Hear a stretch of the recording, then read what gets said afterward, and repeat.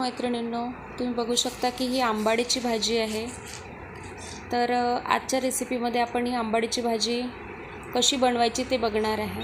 मैत्रिणींनो, आपण ही भाजी अशी तोडून घेतलेली आहे। याचे आपल्याला फक्त असे पानं तोडायचे आहेत, देठ तोडायचे नाही आहे। ही आंबाडीची भाजी छान अशी पानं आपण ही छान अशी। तर मैत्रिणींनो, आपल्याला त्या भाजीसाठी ज्वारी लागणार आहे। तर आपल्याला ही थोडीशी अशी ज्वारी घ्यायची आहे आणि अर्धा वाटी ज्वारी आपल्याला पाणी टाकून, त्यानंतर मैत्रिणींनो ती भिजलेली ज्वारी आपल्याला मिक्सरच्या पॉटमध्ये टाकून पाणी न घालताच ती अशी बारीक करून घ्यायची आहे। मैत्रिणींनो, ही भाजी छान पालेभाजी छान धुवून घेतलेली आहे आणि ही गॅसवर आता शिजण्यासाठी ठेवलेली आहे। मैत्रिणींनो, ही भाजी छान स्वच्छ धुवून घेतलेली आहे आणि आता ही गॅसवर आपण पाणी टाकून थोडंसं पाणी टाकून अगदी शिजण्यासाठी ठेवलेली आहे आणि त्यामध्येच आपल्याला ही जी तर मैत्रिणींनो, तुम्ही बघू शकता ही भाजी छान शिजलेली आहे आणि त्यानंतर आपल्याला ही थोडी रवीच्या साहाय्याने घोळून घ्यायची आहे।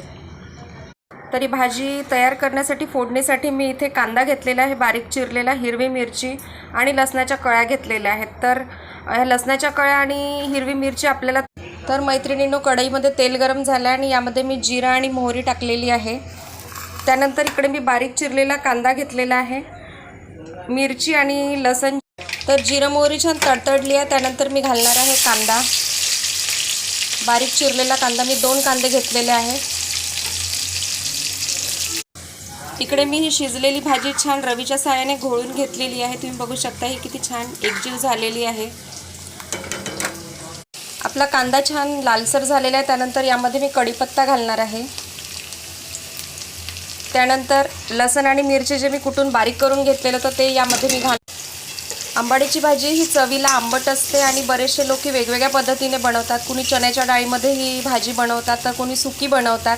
तर आम्ही दोन्ही पद्धतीने बनवतो। तर मैत्रिणींनो, आपले कांदे छान झालेले आहे, लसणही छान लालसर झालेलं आहे। त्यानंतर मी यामध्ये हळद घालणार आहे आणि चवीनुसार यामध्ये मी तिखट घालणार आहे। ही तुम्ही बघू शकता आपला मसाला छान रेडी झालेला आहे। यामध्ये आता आपल्याला भाजी घालायची आहे। मैत्रिणींनो, या भाजीला तेल थोडं आपल्याला जास्तीच घालायचं आहे। मोदींनी कितीही म्हटलं की तेल कमी खा, पण आपल्याला तुम्ही बघू शकता किती छान तवंग या भाजीला आलेला आहे। आणि चवीसाठी मी यामध्ये थोडीशी साखर घालणार आहे, कारण ही भाजी आंबट आहे, त्यामुळे आंबट गोड चव छान वाटते।